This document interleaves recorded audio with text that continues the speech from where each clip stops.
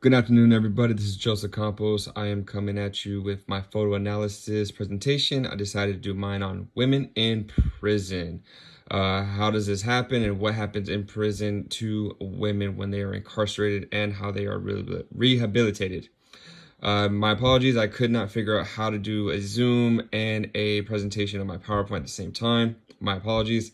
So I'm going to share it this way and hopefully get your guys' attention. So here we go. So women in prison. What is the main reasons women go to prison? Women in state prisons are more likely than men to be incarcerated for drug or property offenses. Approximately 26% of women in prison have been convicted of a drug offense compared to approximately 13% of men. And also approximately 23% of those incarcerated women have been convicted of a property crime compared to approximately 15% among incarcerated men. So this says that women are more likely to be incarcerated more than men as far as drugs and property offenses. As you can see in the photo, there's a woman right there about to abuse some drugs. And what are the common problems for women in prison? A high percentage of women in prison suffer from a drug problem, and problematic drug use rates are often higher among female than male inmates. Women are at a greater risk than men of entering prison with these type of diseases, such as HIV, hepatitis C, chlamydia, gonorrhea, and syphilis. As you can see, there's a picture of a woman right there looking like she is going through withdrawals. You know, she doesn't know what to do with herself, so she's kind of like in her own world. Also, women in prison, do states still shackle or use restraints on inmate women during labor? Unfortunately, the answer is yes.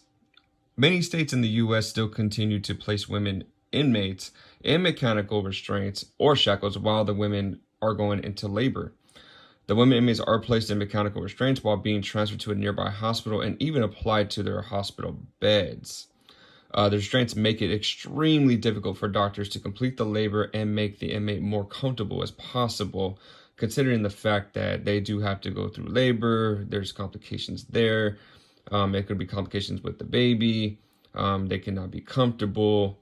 And unfortunately, a lot of the states in the U.S. Are against this, but there are 6 states that still give women mechanical restraints, such as Utah, Nebraska, Kansas, Indiana, Georgia, and South Carolina.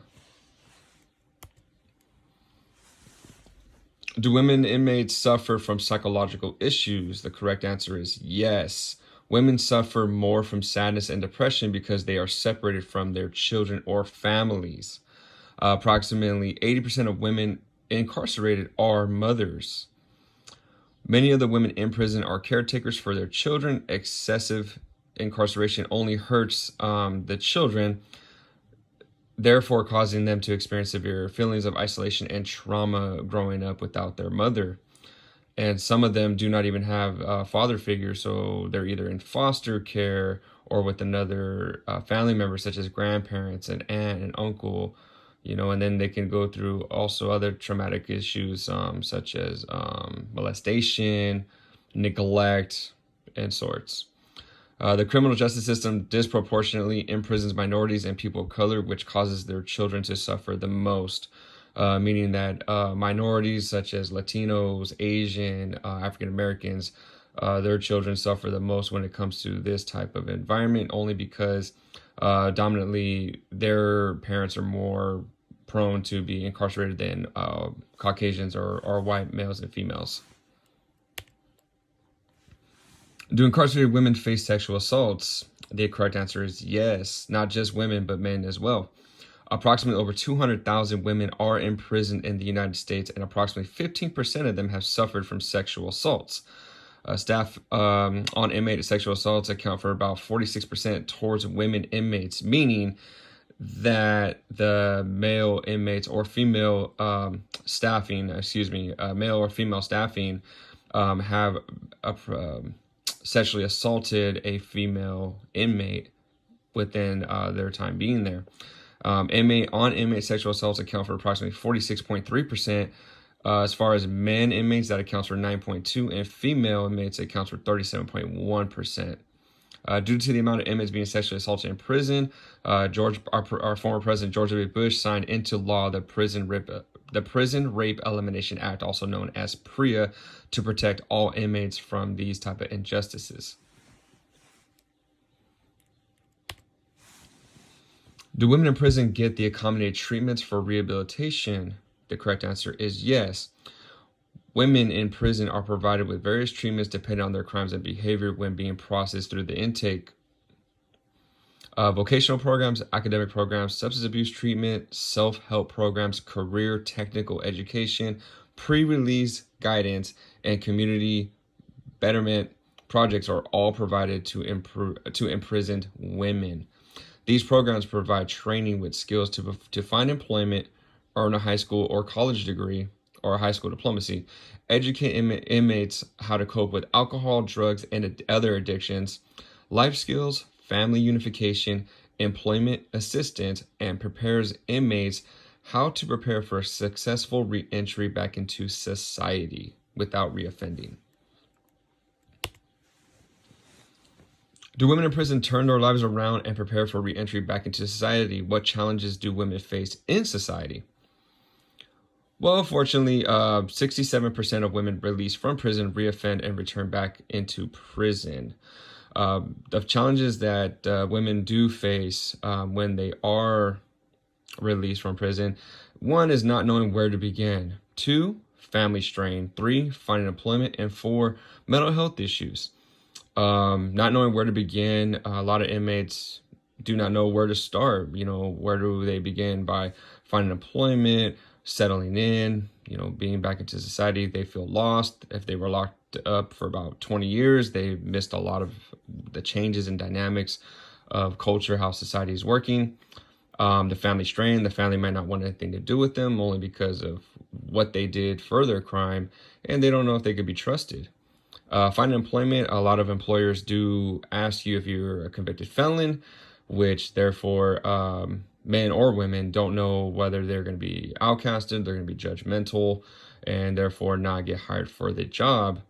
Mental health issues in the correctional system, they do get meds, they do seek psychologists, all free of charge for the inmates, but when they're released, though, that all costs. Well, without a job and without no stability, how are they going to treat these mental health issues? So those are the 4 main challenges that they do face. Also, with proper rehabilitation treatments from the correctional facility and commitment from the individual, assist and help them be a lot more successful re-entry back into society.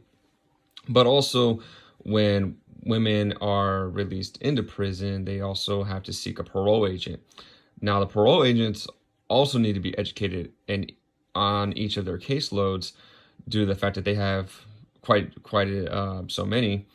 They also need to individualize their caseloads and understand the conflicts of each of their caseloads and how to assist them in order to stay on the right path, in order to stay rehabilitated.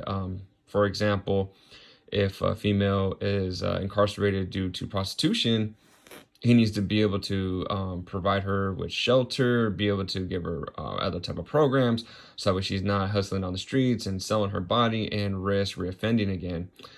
Same thing with drug and alcohol abusers or drug sellers, same thing.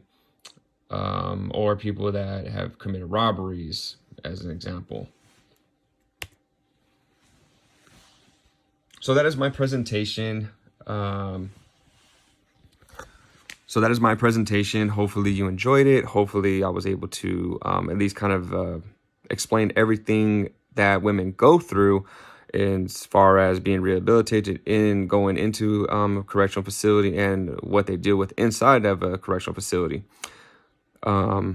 Women do have a little bit, I'm going to say, do have a little bit better than men, but there's always pros and cons when it comes to a prison lifestyle. So hopefully I did a well enough presentation. Hopefully you can ask a question, or hopefully something reached out to you that you never thought of.